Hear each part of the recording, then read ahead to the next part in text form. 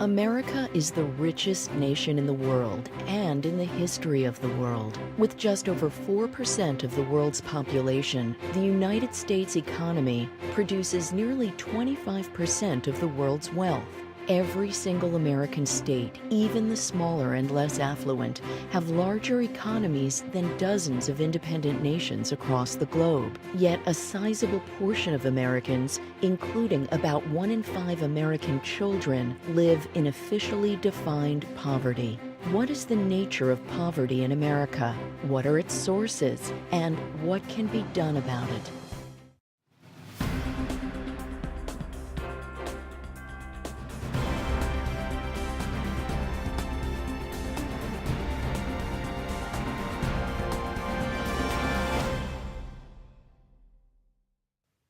This episode of The Whole Truth was made possible by Philadelphia's historic district is best known as America's birthplace. It might surprise you then that the oldest part of Philadelphia has the latest and greatest. In streets, parks, restaurants, and shops, you'll find vibrant energy all around. Learn more at visitphilly.com. the Millspring Foundation, the Doran Family Foundation, Amatec, and by For hundreds of years in English-speaking courtrooms around the world, people have sworn an oath to tell not only the truth, but rather the whole truth. The oath reflects the wisdom that failing to tell all of a story can be as effective as lying if your goal is to make the facts support your point of view. In the courtroom, the search for truth also relies on advocates advancing firm, contradictory arguments, and doing so with decorum.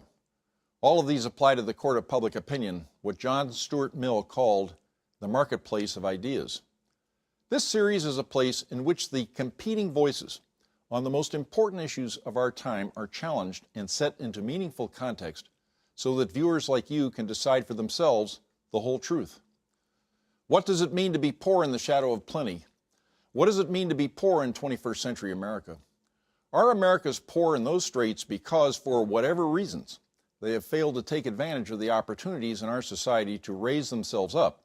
Or are they poor largely because the rest of us are not, because the system is rigged in various ways to keep the poor down? Whatever the causes of continuing poverty in America, are there ideas on which the left and the right could come together to try to improve the situation? These are some of the questions for today's episode of The Whole Truth. Here to discuss these important questions are our guests: Michael Strain, Director of Economic Policy Studies and resident scholar at the American Enterprise Institute; Michelle Bernard, President and CEO of the Bernard Center for Women, Politics, and Public Policy; Elizabeth Kneebone, Brookings Institution Fellow, Metropolitan Policy Program; and Liz Hirsch, Director, Office of Supportive Housing, City of Philadelphia. Who is poor in America?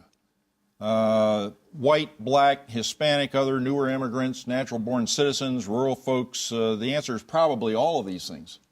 But in relative proportions. What's your concept what is poor, Michael? Well, I think Who is poor? There are different ways to conceive of poverty, and it's helpful to think poverty in terms of income, in terms of the flow of resources that a household can spend, poverty in terms of consumption, in terms of the bundle of goods and services that households are actually consuming, and then poverty in terms of life circumstance. And so in the 1990s, for example, we did a lot of public policy focused a lot on low-income women with dependent children.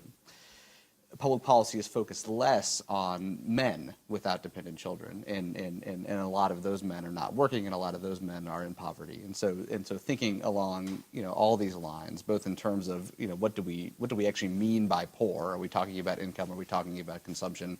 And then the basic demographic groups is, I think, helpful to get a holistic picture. So who are they? In other words, who are the predominantly poor? In other words, where's this problem located? The problem is everywhere, and I think we still tend to think of this as an urban issue, but poverty has moved certainly into the exurbs, certainly into rural areas, even into suburbs. We tend to think of poverty as a minority issue, but there are a whole lot of white Americans who are living in poverty, and like I said, we used to think of poverty as predominantly a single mother issue. And in fact, there are a lot of men who are living in poverty, and public policy should pay some attention to them as well. So it's I think it's helpful to think of it more holistically. Michelle, how do you look at it? I look at poverty as deprivation. You know, there are economists who've said that sort of the poverty index and the way we look at poverty might be sort of a broken yardstick. You know, some people say, for example, are you really poor if you have cable television? Are you really poor if you have access to a telephone or to a cell phone? I look at poverty as deprivation of equal access to an excellent education. Look at poverty in terms of circumstance. You see a very large number of single mothers who are poor and whose children are poor. I think it is important to look at poverty in terms of access to food and healthy food. You know, at one point in America, we looked at poverty in terms of people who were undernourished, and now we see the children of the poor who are not so much undernourished, but have high obesity rates. But again, because of unequal access to, for example, a grocery store, people who live in food deserts. So it has, the way we look at it has exceedingly changed. One of the things that I find interesting when we talk about who the poor are or what the demographics of poverty are, is who we don't look at. And when you look at, various studies, you will always see the demographics set forth in terms of white, African American, and Latino, which of course can be any race. Never see any demographics on Asian communities and the existence or non-existence of poverty in those communities. But they are measured. In other words, we have data on this, don't we?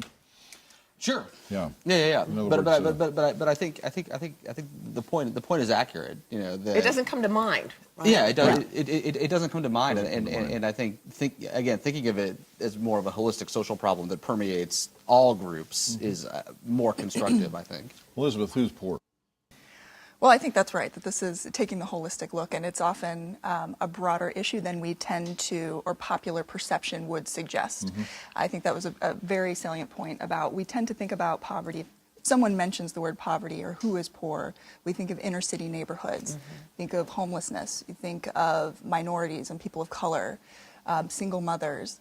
But that does leave out the fact that we have an aging population that is facing poverty. We have single men who have really been hit hard, especially by the most recent recession, whose labor market indicators are not going in the right direction. And in terms of the geography of poverty, it has spread well beyond urban areas or traditional centers of poverty in rural America. In fact, I believe you studied suburban.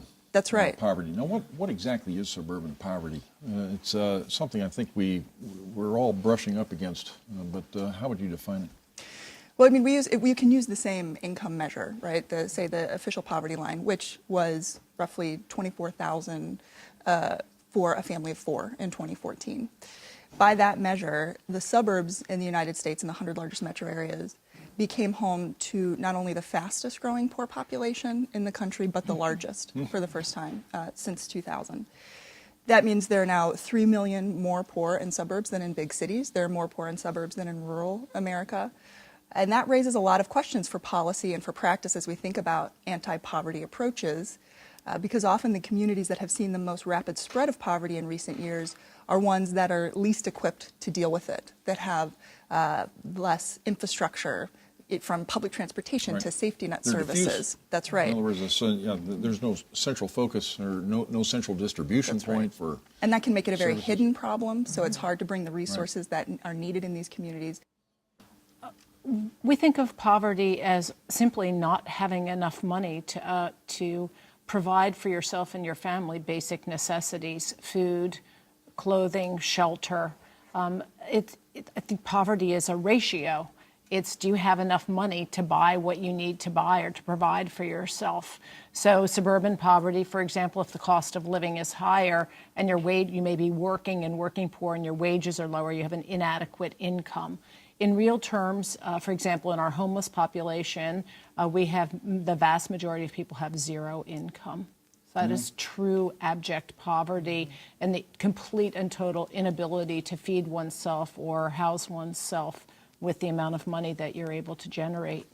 So one thing I'm sort of gathering from everybody is that this is a more diffuse problem than it was. We used to have a very clear picture of what poverty was, and somehow the Great Recession, various changes that have occurred in the last 5 to 10 years, perhaps, has resulted in a sort of a new circumstance, a new face for poverty. That brings up the question. We've talked about who. Now let's turn to the question of what exactly poverty is. We do not have in this country the kind of absolute poverty that one sees in developing countries. We're not talking about absolute poverty, but rather relative poverty in this country. Even the foundational thinker of capitalism, Adam Smith, recognized that poverty is not necessarily and solely about starvation, but can mean a lack of access to the basic tools that one needs to participate fully in an economy and in a society. So I think that what the audience would like to know is we use the word poverty. That we are describing a problem, and a problem commits us, it seems to me, once we've defined one, to some sort of solution or discussing remedies. What is the nature of the problem? Well, I think it's a great question. I think it speaks first of all to the fact that poverty is a difficult concept to get your head around and a difficult concept to pin down. The government has a couple of different ways of measuring poverty. One is based on income, and it's based on a calculation, roughly what do people need, to have a baseline standard of living, and how do we adjust that as prices change over time. Another way to look at it is what is the cost of a basic bundle of goods that's enjoyed by a third of the population, and how do people fit in that relative measure. And that's not what we tend to think of when we think of deeply impoverished places like sub-Saharan Africa or places like that. But I think it is important to point out that even though we don't have those kinds of problems, the official poverty line for a family of four is about $24,000, as you said, and for a family with no children, for a single person, it's about $12,000 roughly. So that's not a lot of money. And there are millions and millions and millions of Americans who are living day to day without a lot of money. I notice that our poverty rate has been rather consistent since the declaration of war on poverty 50 years ago. If their bodies are stunted from hunger, if their sickness goes untended, if their life is spent in hopeless poverty, just drawing a welfare check. So we want to open the gates to opportunity. But we're also going to give all our people, black and white, the help that they need. And this administration today, here and now, declares unconditional war on poverty in America.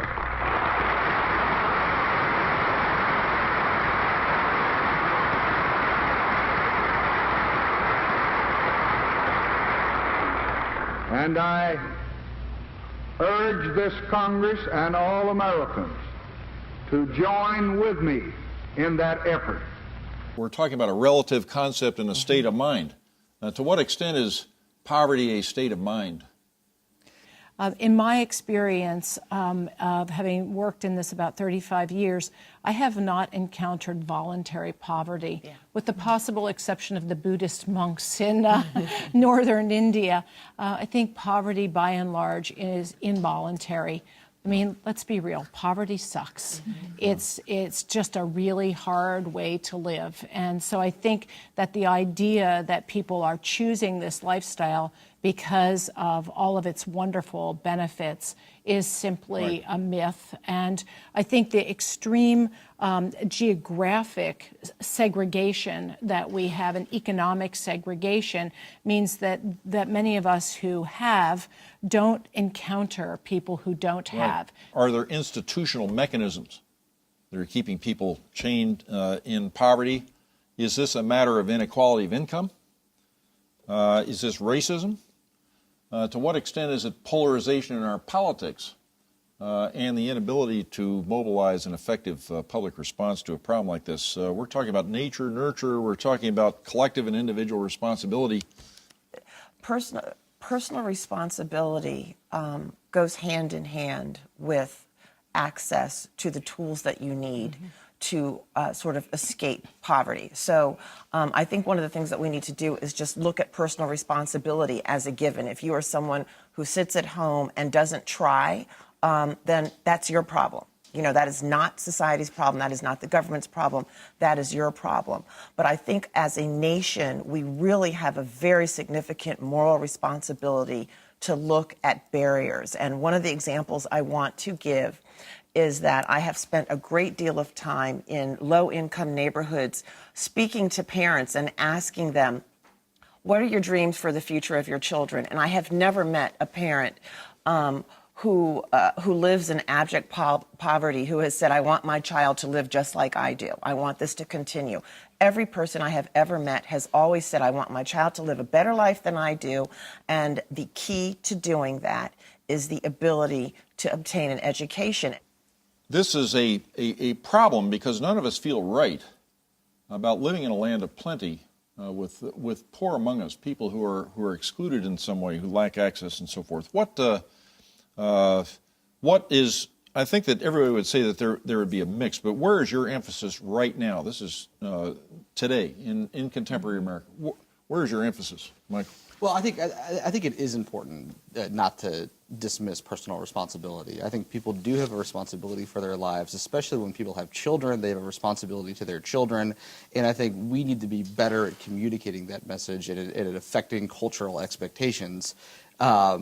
You know, Michelle says she goes into the poor neighborhoods and she talks to people, the parents, and says, hey, do you want your kids to be poor? Nobody says yes. The dad's not around in a lot of those conversations, I imagine, as I said, and he should be around, and he should be helping to raise his children and provide an income for them. Public policy needs to help people to do that. And a great example is earning subsidies. If you have a job and you make, 12 grand a year, 14 grand a year, the government will supplement your earnings to help you make ends meet. And the larger your household, the more help you get. We have a program on the books that does that, the Earned Income Tax Credit. It lifts millions of people out of poverty every year, including millions of children every year. We need to do more things like that. I do. I just want to say that I believe that children need mom and dad, but I reject the notion that having a man in the household is going to somehow alleviate poverty. There are countries, for example, Finland, where large numbers of women are single by choice. And if you are poor, having a poor husband in the household isn't necessarily going to alleviate your poverty. So I just want to say that the absence of a father or a man in the household, I don't believe is directly responsible for the poverty rate that we see. Transpartisanship, to me, is getting over the notion of conservative and liberal or Democrat and Republican and really elevating the discussion to what is in the public good and getting over these notions of, I'm a Democrat, so everything Democrats do is the right thing and vice versa. If we're going to focus on a policy solution, it is not just the notion of personal responsibility as an individual, but personal responsibility as a policymaker. I, for one, believe that if we have policymakers who are truthful to the electorate that they are supposed to represent, and are going to be honest about what a 21st century workforce looks like, and who will look, for example, at people in Detroit and say, manufacturing jobs are not coming back, rather than running on a platform that says, I'm going to bring manufacturing back to the United States, when we all know that it's just not going to happen. We live in a completely different economy, and we have an obligation to prepare the American workforce for a 21st century economy. We're not going to go back to an agrarian culture, for example, that we saw, that Does that mean revaluing work in some way? In other words, if we're not going back to manufacturing, do we revalue other forms of work in a way that elevates them to, say, sort of middle status? Well, no, I don't know that so much that it's revaluing work, because I think that sort of just keeps you, running in circles. I think it is looking at where jobs are today and what jobs are today and being prepared for them rather than, sitting back and waiting for the good old days to come back, because they're just not going to. Education. Elizabeth. I mean, I think the idea that we figure out what's working and try to build from that is critical. And you mentioned, that poverty we haven't seen much progress since the war on poverty in the last 50 years by the measure of the official poverty line. If we look at the supplemental poverty measure, which actually takes into account government programs like the Earned Income Tax Credit, you get a different picture. We are doing things that work, and with that sort of information, we can understand what's being most effective. Things like the EITC, like food stamps or the SNAP program, lift millions of people out of poverty every year. The other piece I think that's important, and as we discuss this, I think is the idea that we often talk about what solutions work in individual terms or in silos, and that's just not going to be an effective way to deal with the scale of the problem we have, especially given the geography that's changed, right? That we're talking about a lot more places that are dealing with these challenges that haven't spent the last 50 years building up the same kinds of supports that inner cities often have done. So we have to think more holistically again about what is it that poverty is a thorny, complicated problem. So it's education, but we also have to think about education in terms of pipelines for the jobs that are actually available. We have to think about, as we develop regions and cities, where are those jobs located and how are we making connections for those workers to those jobs? You got skills, but you also have the transportation planning that goes into that. You have, nobody talks about zoning or land use as an anti-poverty policy, but maybe they should. Right. Liz. Well, to pick up on the transpartisanship, I think of bipartisanship as being the new radical.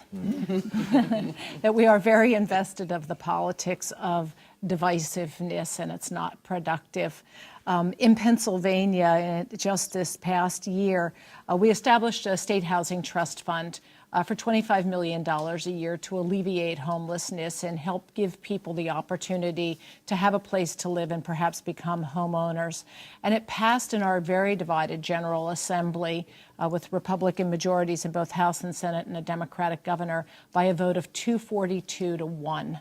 And it had very strong Republican sponsor throughout. And the reason that passed was it was based on a set of values that no child should be homeless and everybody needed access to a home that they could afford.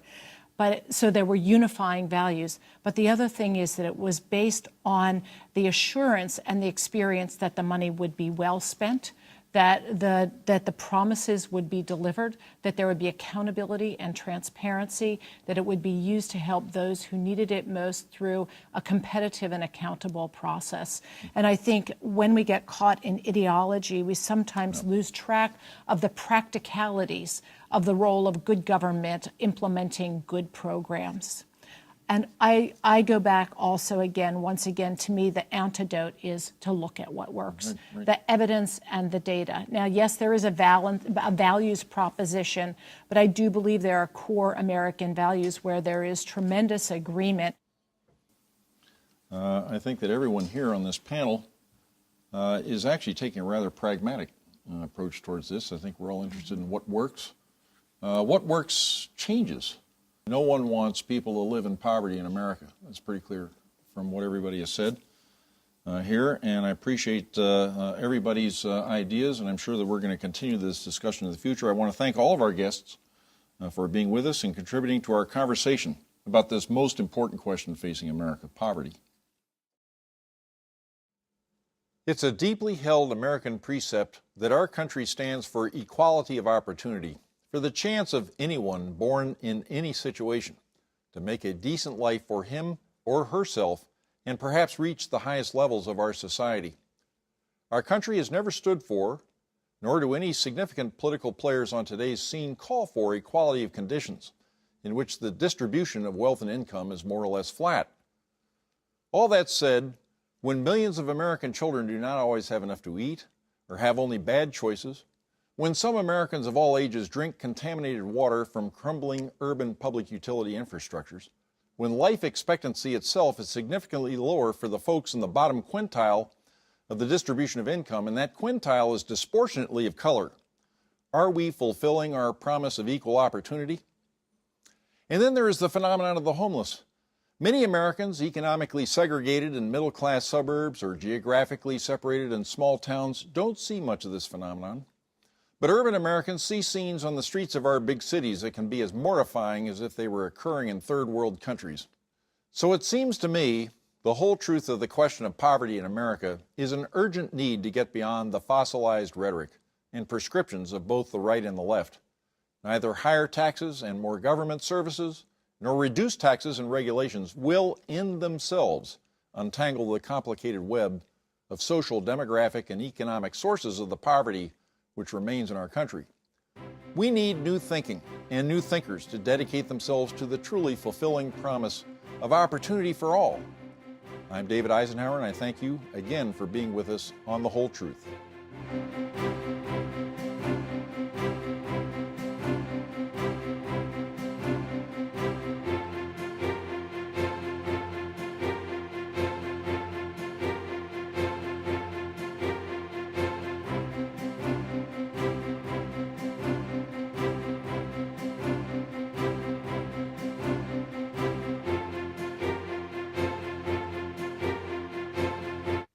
This episode of The Whole Truth was made possible by Philadelphia's historic district is best known as America's birthplace. It might surprise you then that the oldest part of Philadelphia has the latest and greatest. In streets, parks, restaurants, and shops, you'll find vibrant energy all around. Learn more at visitphilly.com. the Millspring Foundation, the Doran Family Foundation, Amatec, and by contributions to your PBS station from viewers like you. Thank you.